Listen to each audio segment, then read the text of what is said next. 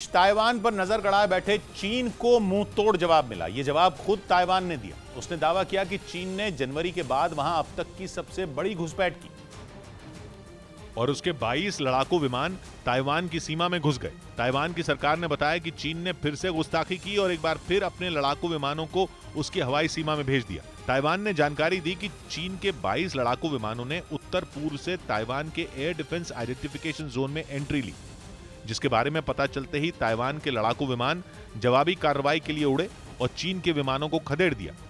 इससे पहले जनवरी में चीन के 39 लड़ाकू विमान ताइवान में घुस गए थे। चीन ताइवान को जमीन से आसमान तक परेशान कर रहा है। समंदर में भी चीन के जहाज ताइवान स्ट्रेट में मंडराते रहते हैं। इन्हीं वजहों से ताइवान अलर्ट है और पूरी ताकत से चीन का सामना कर रहा है। वहीं दावा किया गया कि चीन की बढ़ती ताकत ने अमेरिका की टेंशन बढ़ा दी है। यूक्रेन जंग के बाद चीन की ताकत बढ़ गई।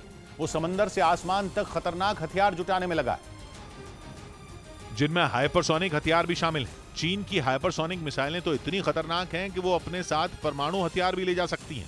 यूरेशियन टाइम्स ने दावा किया कि चीन के इन हथियारों के आगे अमेरिका खुद को लाचार महसूस करने लगा है और वो अपने 2023 के रक्षा बजट को और मजबूत करने वाला है। अमेरिका वैसे ही अपने रक्षा बजट पर पूरा फोकस करता है, लेकिन यूक्रेन जंग के बाद उसके कंधों पर यूक्रेन को ताकतवर हथियार देने की भी जिम्मेदारी है। और खबर है कि इस जिम्मेदारी को पूरा करते करते वो परेशान हो चुका है, क्योंकि यूरोप में रूस ने और इंडो पैसिफिक रीजन में चीन ने बाइडेन की नाक में दम कर रखा है और करीब करीब रोजाना उसके जहाज और लड़ाकू विमान अमेरिका को आंखें दिखा रहे हैं। अमेरिका को सबसे ज्यादा टेंशन अपने ग्वाम क्षेत्र की है। यूरेशियन टाइम्स ने लिखा है कि अमेरिका अपने रक्षा बजट में अपने ग्वाम क्षेत्र पर फोकस करेगा और वहां मिसाइल डिफेंस सिस्टम को मजबूत करेगा, क्योंकि उसे डर है कि चीन की हाइपरसोनिक मिसाइल प्रशांत महासागर के पश्चिम में स्थित अमेरिकी द्वीप ग्वाम तक पहुंच जाएगी। ग्वाम द्वीप चीन से करीब 2500 मील दूर है और इतनी दूरी से चीन वहां बने अमेरिकी सैन्य ठिकानों को नुकसान पहुंचा सकता है। चीन बार बार इस ओर इशारा भी कर रहा है कि प्रशांत महासागर पर राज करने के लिए वो छोटे हों या बड़े हर देश से उलझेगा।